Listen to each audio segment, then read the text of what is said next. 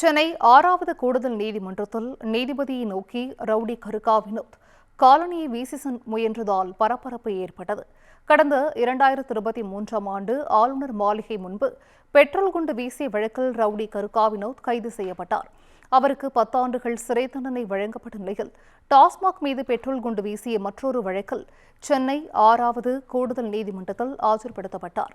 அப்போது நீதிமன்ற வளாகத்திலேயே நீதிபதி மீது காலணியை கழற்றி வீச முயன்றார்.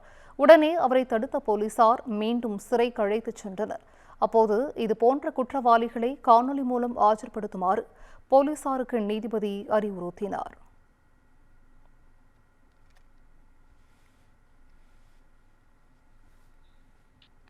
தமிழ்நாட்டில் மேலும் 12 புதிய தொழில் விடுதிகள் அமைக்கும் பணிகள், மகளிர் நல்வாழ்விற்கான நடமாடும் ஊர்திகள் உள்ளிட்ட பல்வேறு திட்டங்களை முதலமைச்சர் மு.க.ஸ்டாலின் தொடங்கி வைத்துள்ளார்.